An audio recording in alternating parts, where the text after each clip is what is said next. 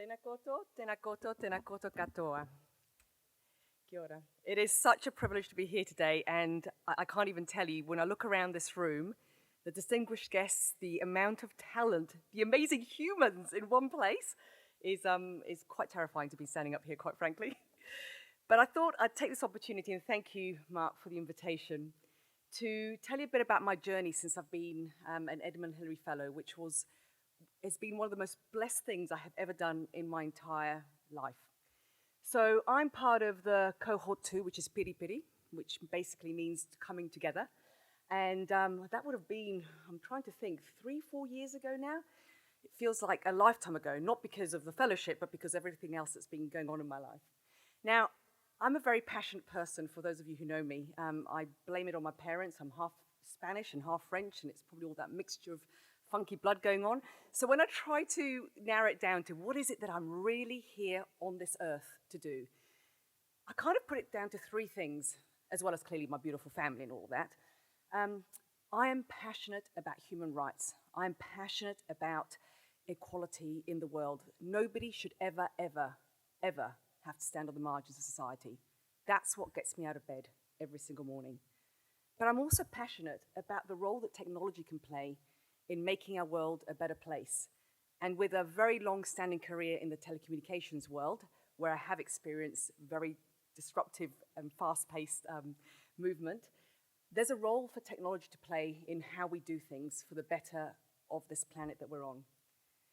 I'm also passionate about something that I lost faith in some time back, about 10 years ago, and that is the role that business has to play, but business for good, not just business for the one stakeholder, the shareholder, but if you bring all of your stakeholders together, your employees, your customers, the community, your shareholder will always be looked after. So when I say business, it's the tool of business when it's doing the right thing at the core of what it should be doing for our communities.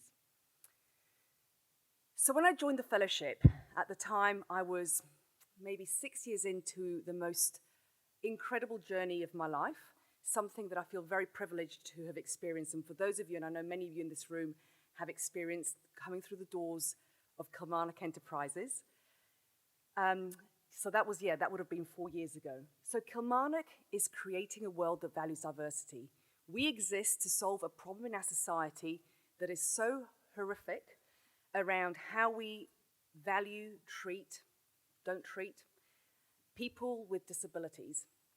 And Kilmarnock exists for that purpose, to break down the barriers. Because if you ask somebody with a learning disability, what do they want out of this world? They want the same as any of us in this room. They want to get up in the morning and have a reason and a purpose. And unfortunately, for many of them, that's only a dream. So when I came across Kilmarnock, this is no word of a lie, this is the front door of Kilmarnock. So let me just put it into perspective. I'd come from being in the UK, having worked in telecommunications. I was the managing director of a very fast-growing telecommunications company, and I sold out because I was so grumpy with business. Came to New Zealand and went right back down the ladder and took a role for 20 hours a week as a business development manager for this beautiful little charity that was doing the best it could at doing something really worthwhile for people with learning disabilities. But by coming together and absolutely changing the culture of the organization and getting every person in that organization to believe that they could do what they had been told their whole lives they couldn't do.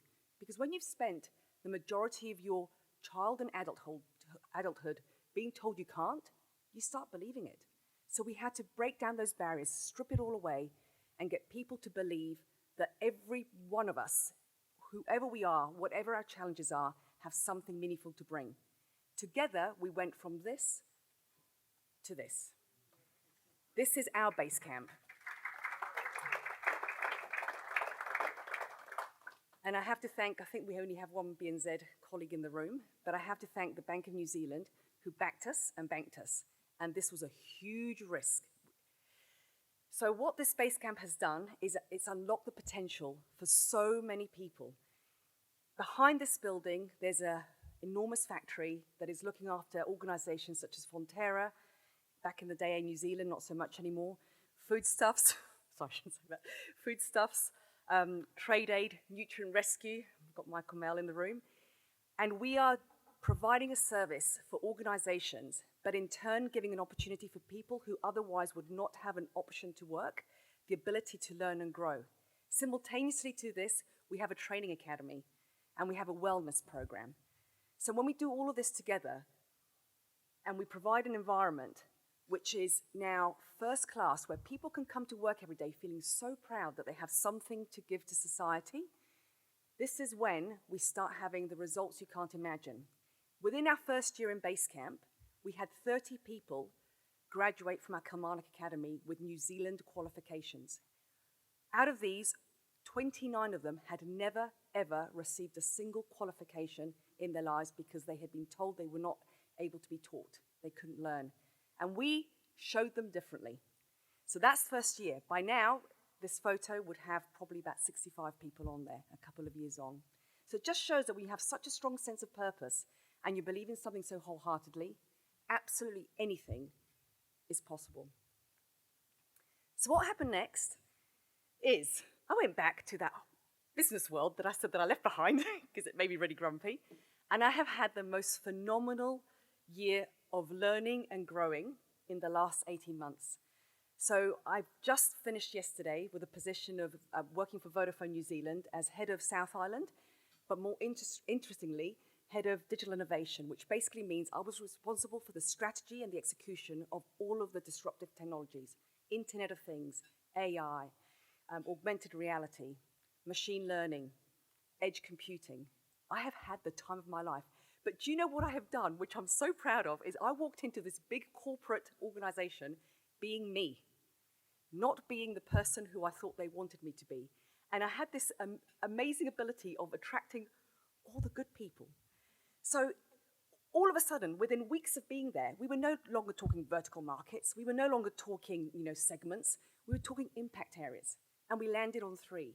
What if we can use digital innovation to do 3 things which the world needs?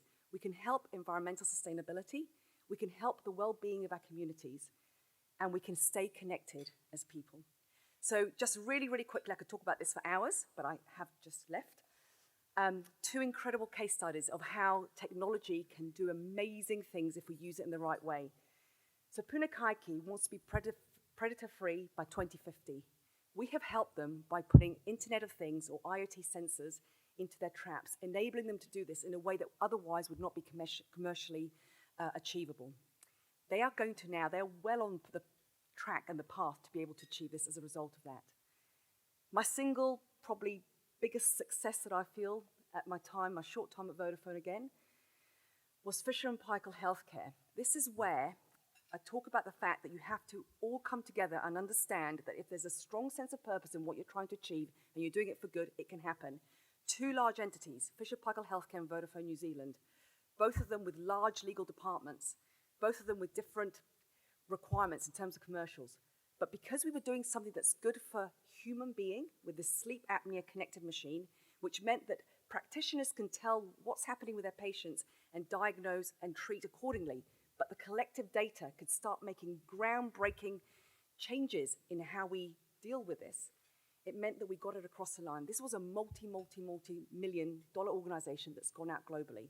The team did that because we had that strong sense of impact. In this case, it was well-being. But I don't know whether you're familiar with Ikigai. It's something that I use and come back to. You've seen me, some of you will have seen me talk about this. I kind of harp on about it a bit. But my Ikigai was still a little bit imbalanced. I loved my time at Vodafone. I met some of the best humans. But I'm really, really excited to say that the for-purpose world has called me back. And as of Monday, I've got a whole weekend to get over myself. I start a new role. I'm going to go and be CEO of Unicef New Zealand. Some of you will have heard this, which I'm very, very happy about. Thank you. Some of you may know, some of you won't. I grew up in Mexico City. I saw firsthand the impact of poverty on children. I told myself at the time that when I was older, and I was very entrepreneurial as a young kid, I would use the tool of business to eradicate poverty in children in the world. And I really feel that for the first time in my life, I have an opportunity to do that. I haven't even started yet, but some of the things I've read, I don't know what I'm walking into other than the fact that there's a real need. If we look here in Aotearoa, poverty in New Zealand has ranked 35 of 38 countries in the OECD. That's not good. So I hope to be standing here in less than a year's time telling you a different story. Obesity here in New Zealand, one in 3 children suffer from obesity as a direct result of poverty. And we have issues with literacy and numeracy, as well as the fact that I can't even talk about this with teenagers in my household. The suicide rates are horrific. I don't know what I'm going to do about it yet, but I will do something about this. And then internationally, I had no idea that Unicef is the largest provider of vaccines in the world to children and to women as well. Let's help end that gap. And what role could potentially technology, maybe what I've learned in the last year and a half, IoT with blockchain, to make sure the right vaccine is going to the right kids? I'm so excited about this space. And then there's poverty. This is the bit that breaks my heart because I grew up surrounded by it. 1 billion, over 1 billion children are multidimensionally poor. That means they don't even have the very, very basic needs of clean water.